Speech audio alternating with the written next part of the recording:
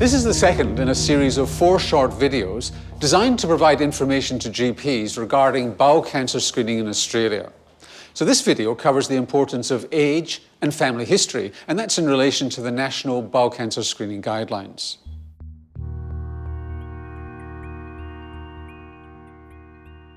The 2 major factors underpinning advice regarding asymptomatic screening in the NHMRC guidelines are age and family history. So assessment of family history of cancer is vital.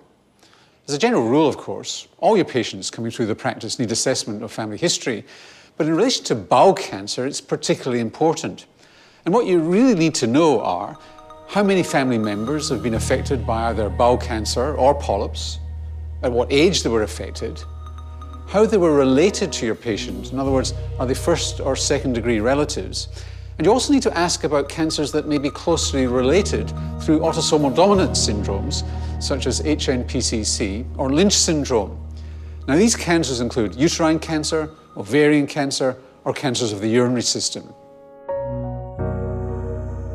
The NHMRC guidelines define 3 levels of risk for asymptomatic patients. Category 1 of those patients with no family history or a single affected relative over the age of 55. This is the target group of the National Bowel Cancer Screening Program, and these patients should be advised to commence biennial screening with FOBT from the age of 50.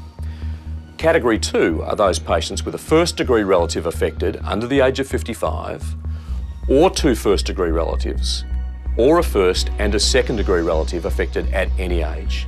These patients require either regular colonoscopy or specialist advice.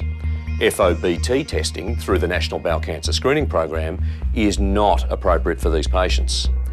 Category 3 patients are those in whom the family history would seem to suggest a pattern of autosomal dominant inheritance, i.e. there are multiple affected relatives linked by generations, especially if affected before the age of 50.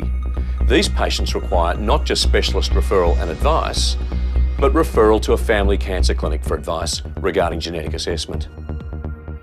Whilst these categories and their implications may be self-explanatory, there are, of course, a number of exceptions and considerations that need to be highlighted in terms of providing advice to patients.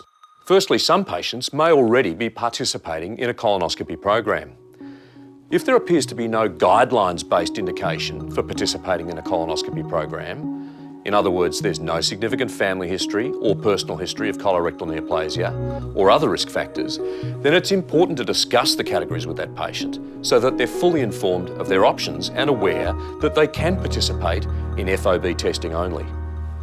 However, there will of course be Category 1 patients who've watched a close relative over the age of 55 suffer from bowel cancer and its predictable sequelae. A significant number of these patients will, regardless of the guidelines, have formed their own opinion about their desire for colonoscopic screening. And it is, of course, difficult to advise against such a course of action if the patient's been adequately informed, including discussion of the risks of colonoscopic perforation, estimated to be 1 in approximately 1,500 diagnostic scopes. Secondly, the guidelines indicate that patients in Category 2, that is those with young affected relatives or multiple relatives, should be offered colonoscopy. Thirdly, regardless of family history, some patients will previously have had adenomatous polyps and therefore be participating within a colonoscopic surveillance program.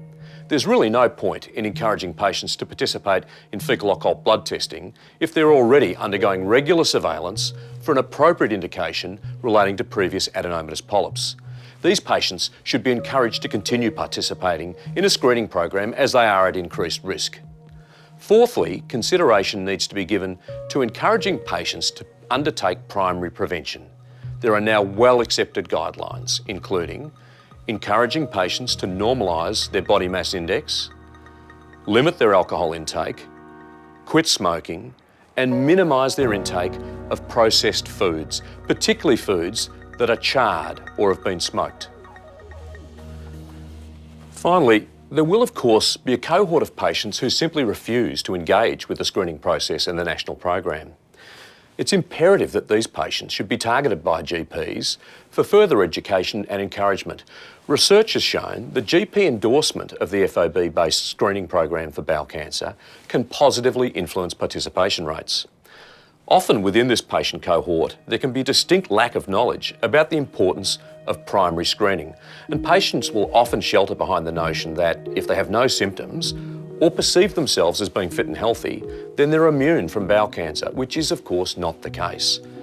It's important to emphasise to these patients both the significant incidence of bowel cancer within Australian society and the demonstrated level 1 evidence of an approximately 1/3 reduction in the risk of mortality associated with bowel cancer for patients who participate in a screening program.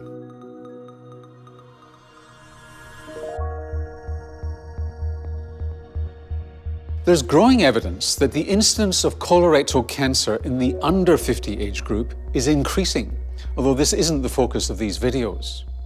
And even though population-based screening is not currently recommended for people aged under 50, it's still important to assess bowel cancer risk with your younger patients, looking for symptoms and/or category 2 family history. Don't forget, more than 1,500 people under 50 will be diagnosed with bowel cancer every year. The next video will give you general information about the National Bowel Cancer Screening Programme, followed by a series of case studies.